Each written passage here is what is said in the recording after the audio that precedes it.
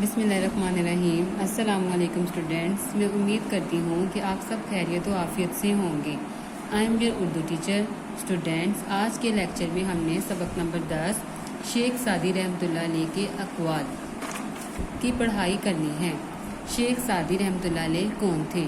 حضرت شیخ سعدی رحمۃ اللہ علیہ کا پورا نام شرف الدین تھا، لقب حکیم مشرق اور معلم اخلاق، جبکہ تخلص سعدی تھا۔ آپ شیراز میں پیدا ہوئے۔ آپ نے لمبی عمر پائی۔ آپ نے پوری زندگی سیر و سیاحت بھی کی۔ بوستان آپ کی شاعری کی کتاب ہے، جبکہ گلستان میں نثر کی شکل میں حکایات آموز باتیں دی گئی ہیں۔ دنیا کی بڑی زبانوں میں اس کتاب کے ترجمے بھی ہو چکے ہیں۔ اسٹوڈینٹس، آپ کی کتاب پہ کچھ خاص الفاظ دیے گئے ہیں: بوستان، گلستان، فکری تازگی، دانش و حکمت، دسترخوان، مردار، صحبت، حاصل۔ یہ خاص الفاظ دیے گئے ہیں۔ اسٹوڈینٹس، آپ نے ان خاص الفاظ کے معنی یاد کرنے ہیں۔ ان خاص الفاظ کے معنی آپ کی کتاب میں آپ کے آخر میں فرہنگ دی گئی ہے، وہاں سے آپ نے ان کو یاد کرنا ہے۔ پڑھائی شروع کرتے ہیں۔ شیخ سعدی رحمۃ اللہ علیہ کا اصل نام شرف الدین تھا۔ انہیں حکیم مشرق کہتے ہیں مشرق کا دانا، یعنی کہ عقل مند۔ حکیم مشرق کے لقب سے یاد کیا جاتا ہے۔ وہ معلم اخلاق بھی کہلاتے ہیں۔ معلم کہتے ہیں استاد کو۔ سلطان سعد زنگی کے زمانے میں ایران کے شہر شیراز میں پیدا ہوئے۔ شیخ سعدی رحمۃ اللہ علیہ نے طویل عمر پائی اور اپنی زندگی کا بیشتر حصہ سیر و سیاحت میں گزارا۔ شیخ سعدی رحمۃ اللہ علیہ نے شاعری بھی کی اور نثر بھی لکھا۔ شاعری میں ان کی مثنوی، بوستان اور نثری کتابوں میں گلستان کو بہت زیادہ شہرت اور اہمیت ملی، یعنی کہ بہت زیادہ مشہور ہوئی۔ خاص طور پر گلستان اپنی فکری تازگی اور دانش و حکمت، دانش کہتے ہیں عقل مندی کو، حکمت یعنی کہ دانائی، دانش و حکمت عقل اور دانائی کی بنا پر ادب عالیہ میں شمار کی جاتی ہیں۔ ادب عالیہ کہتے ہیں اعلیٰ ادب، یعنی کہ اچھا ادب۔ دنیا میں پائی جانے والی تقریباً تمام بڑی زبانوں میں اس کے متراجم ہو چکے ہیں۔ تراجم یعنی کہ ترجمے ہو چکے ہیں۔ حکمت و دانش سے بھرپور ان کے کچھ اقوال درج ذیل ہیں۔ نمبر 1، دنیا کا مال زندگی کے آرام اور سکون کے لیے ہے، نہ کہ زندگی مال جمع کرنے کے لیے۔ اگر تو دنیا کی نعمتوں سے فائدہ اٹھانا چاہتا ہے تو لوگوں پر احسان کر، جیسے اللہ نے تجھ پر احسان فرمایا۔ دو آدمیوں کی کوشش بے فائدہ ہے، ایک وہ جس نے مال کمایا مگر کھایا نہیں، دوسرا وہ جس نے علم پڑھا مگر اس پر عمل نہ کیا۔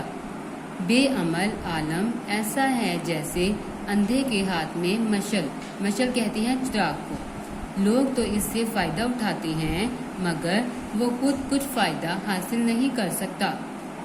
دشمن کے ساتھ بے موقع نرمی کرنا اسے شیر بنانا ہے۔ وہ دشمن جو بظاہر دوست ہو، اس کے دانتوں کا زخم زیادہ گہرا ہوتا ہے۔ دیوار کے پیچھے بھی بات کرتے وقت ہوشیار رہ، ہو سکتا ہے کہ دوسری طرف دشمن کان لگا کر سن رہا ہو۔ اگرچہ معاف کرنا اچھا ہے، لیکن لوگوں کو ستانے والے کے زخم پر مرہم نہ رکھ۔ بری عادت والا انسان اپنی بری عادت کی وجہ سے ہمیشہ مصیبت میں پھنسا رہتا ہے۔ بات اس وقت کر جب تجھے یقین ہو کہ اثر ہوگا۔ بے فائدہ بات کر کے اپنی قدر نہ گھٹا۔ 10 آدمی ایک دسترخوان پر اکٹھے بیٹھ کر کھا سکتے ہیں۔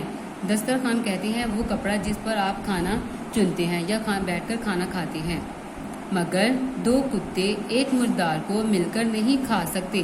مردار کہتے ہیں مرا ہوا۔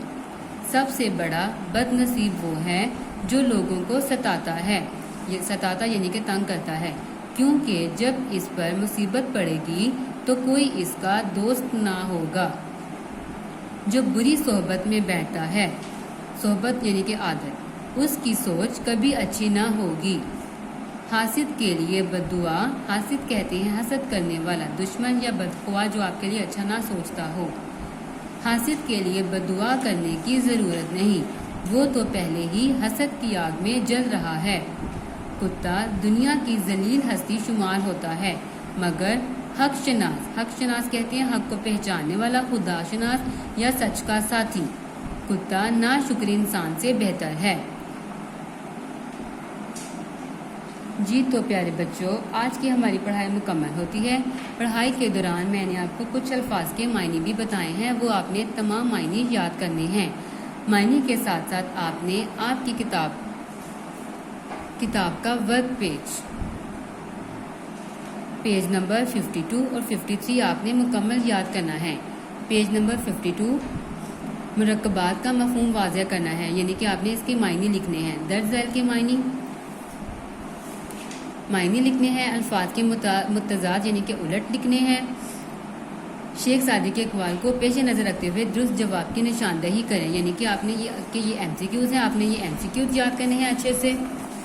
نیکسٹ پیج پر ہے درج ذیل الفاظ کو جملوں میں استعمال کریں، جملے لکھنے ہیں، آپ نے یاد کرنے ہیں۔ مناسب لفظ کی مدد سے خالی جگہ پر کرنی ہے۔